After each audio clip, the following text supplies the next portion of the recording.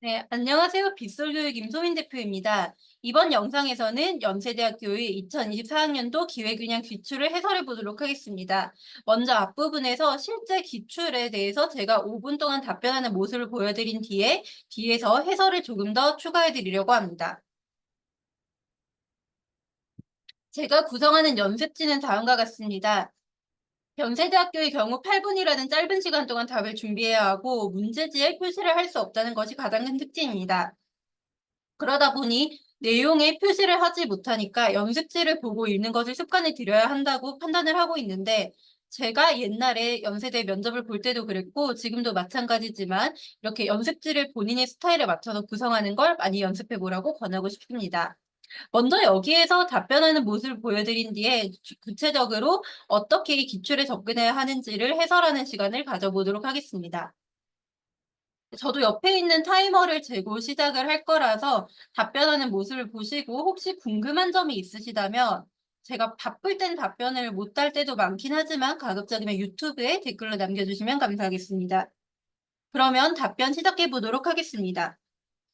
네, 먼저 문제 1번 답변하겠습니다. 저는 제시문 가나다의 세상을 바라보는 관점은 의문이 발생했을 때 이를 해결하는 태도를 보여주지만 구체적인 태도 측면에서는 차이가 생긴다고 판단하였습니다.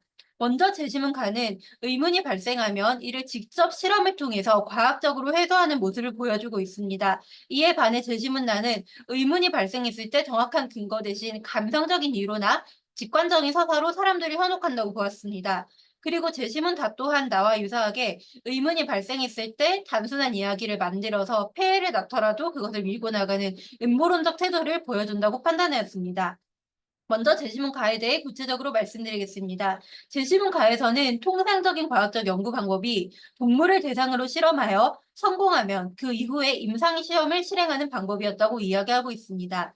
그리고 구체적인 예시로 베리 마샬 박사가 이러한 메커니즘을 어기고 자기 자신을 실험 대상으로 삼았던 것을 보여주고 있습니다. 이 박사는 동물 실험을 통해서 자신이 유도했던 연구 결과가 나오지 않자 헬리코박터균을 직접 마시고 위장변의 원인을 밝혀내는 과학적 검증 태도를 보여주었습니다. 그리고 이를 통해 항생제로 치료가 가능하다는 사실까지 알아내어 인류의 건강 증진에 크게 기여할 수 있었습니다. 저는 이러한 태도는 과학적인 검증에 그 핵심이 있다고 판단하였습니다. 재심은 나와 다는 이러한 가와는 조금 다른 관점이라고 생각하였습니다.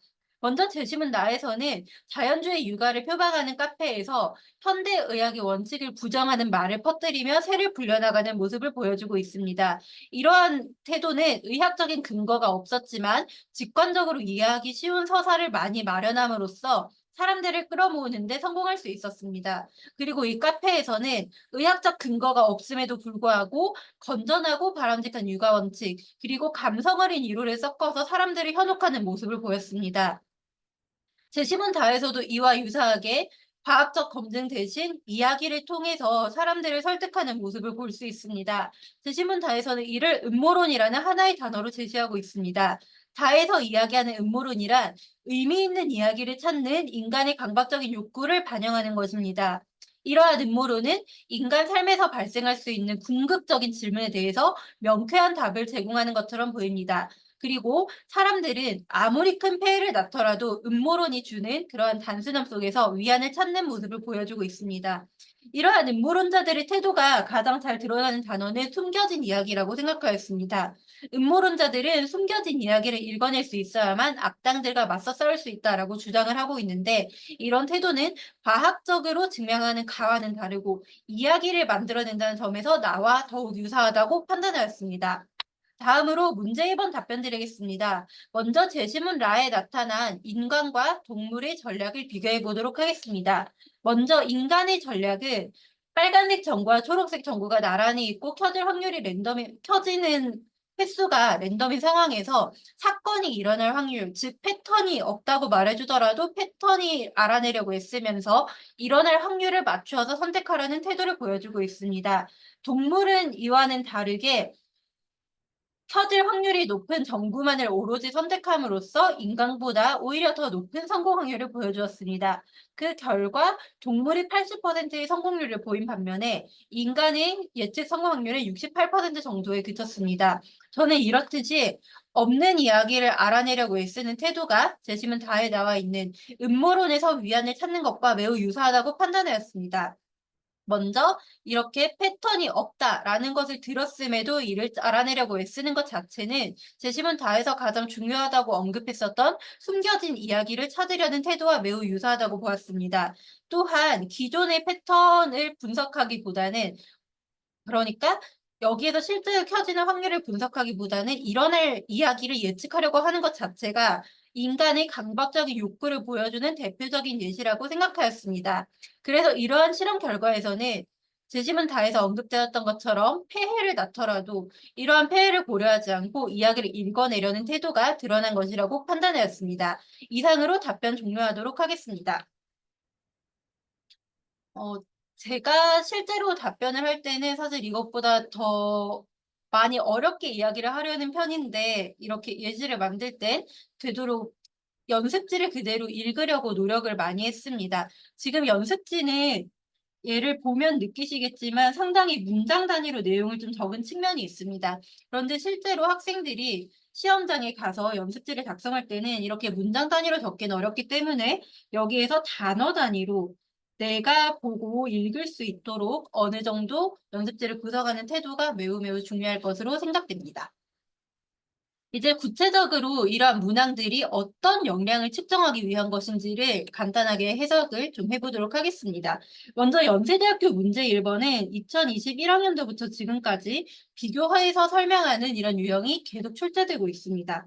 연세대학교 수시 면접에서는 추천형, 올해부터는 면접이 없어진 추천형부터, 그리고 여전히 면접을 실시하는 활동우수형, 그리고 국제형이 있습니다. 이렇게 세 가지 면접 유형이 있다고 할 때 모두 문제 1은 똑같이 비교 분석하는 유형이 나왔고, 문제 2는 예전에는 그래프가 나왔으나 이제는 그래프가 사라지면서 이제 평가하는 항목으로 좀 변화를 하고 있습니다.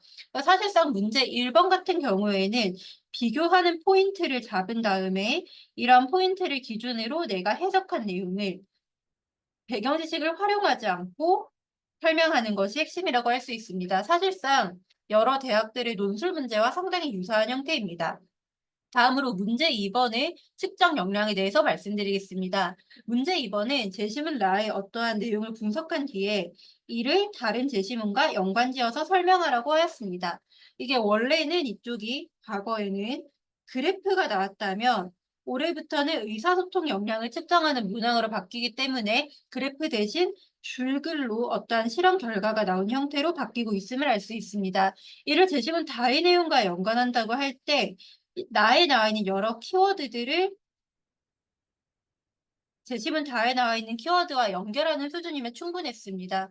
그런데 제가 한 가지 조금 우려하고 있는 부분은 연대에서 샘플로 준 것이 기회균형 문제라는 것입니다.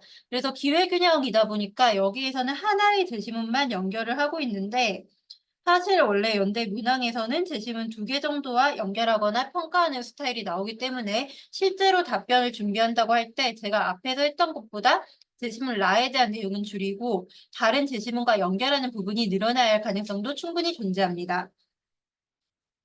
제시문 내용에 대해서는 구체적인 부분은 생략하고 핵심적인 포인트를 추출하는 것만 설명드리도록 하겠습니다. 먼저 연세대학교에서 문제 1번에서 세상을 바라보는 관점을 이야기하라고 하였기 때문에 이런 관점을 중심으로 본문을 바라볼 수 있겠습니다. 그러면 이 제시문에서 제가 핵심이라고 생각한 부분은 마샬 박사가 실험으로 증명하려 했다는 부분입니다.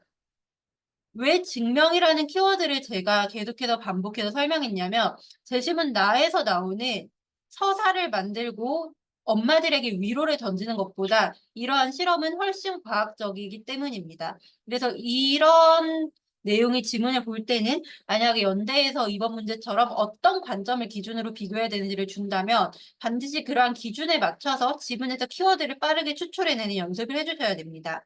어쨌든 이런 실험을 통해서 마샬 박사는 헬리코박터균이 위장병의 주 원인임을 증명하였고 항생제로 치료가 가능하다는 사실까지 밝혀냈습니다.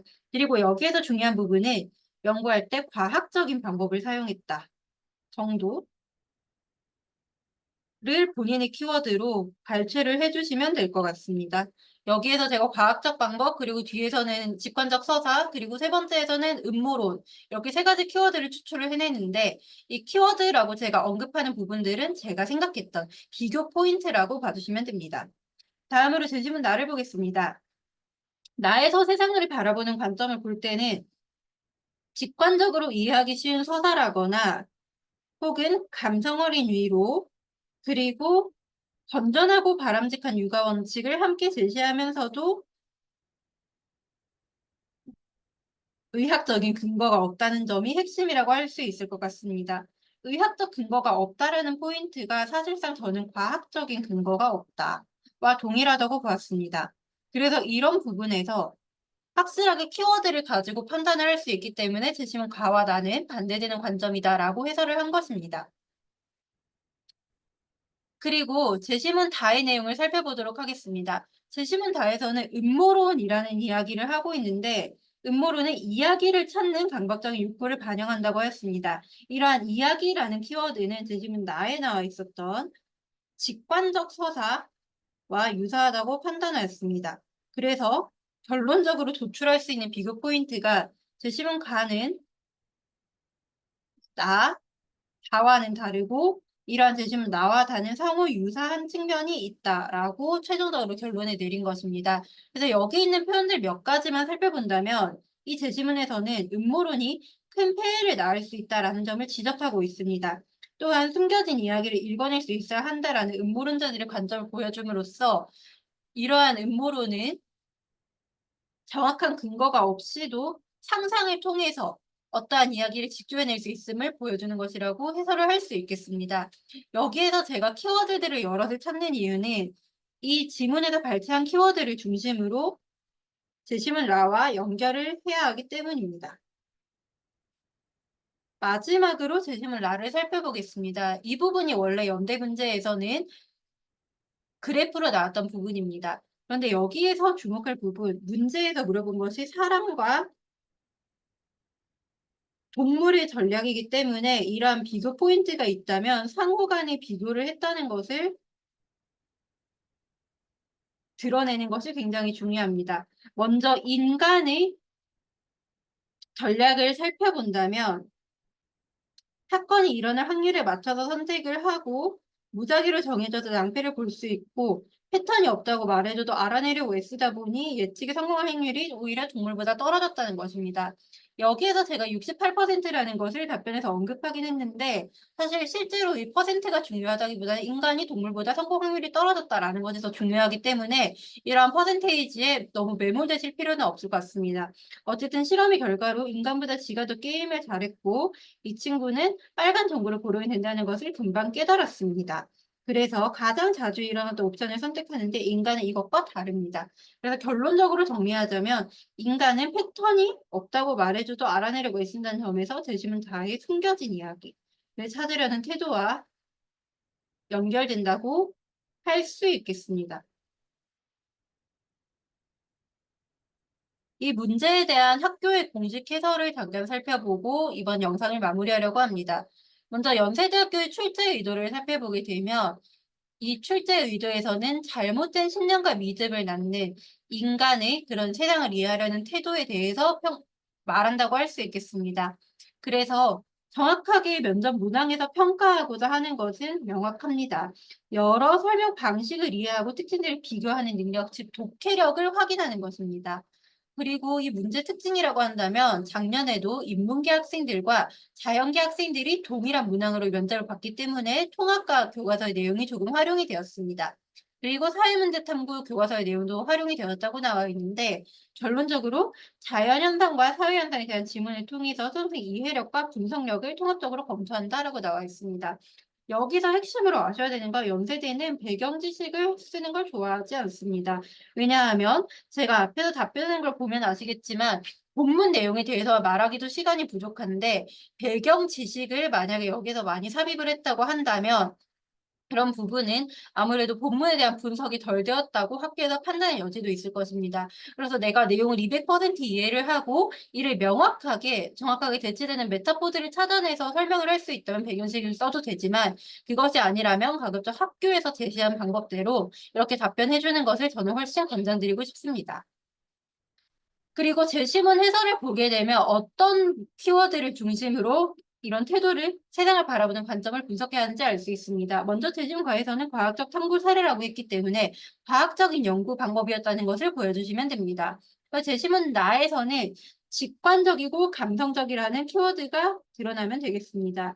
또 제시문 다에서는 단순하고 직관적인 설명, 그리고 음모론이라는 키워드를 찾으시면 되고, 재심을 라에서는 인간이 규칙을 찾으려고 한다 라는 부분에 주목하신다면 이 문제는 충분히 쉽게 풀 수 있으셨을 것으로 보입니다.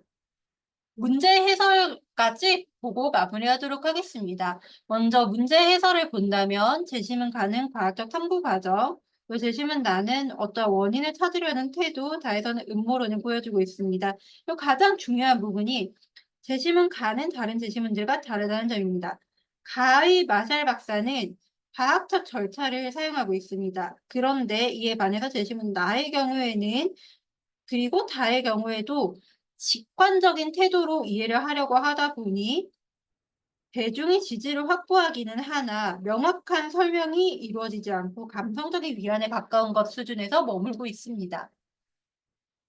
대신은 라를 학교에서 해설한 것을 조금 더 살펴본다면 라에서 보게 되면 사람은 우연한 일에서도 세계를 알아내려는 욕구를 느낀다고 하였습니다.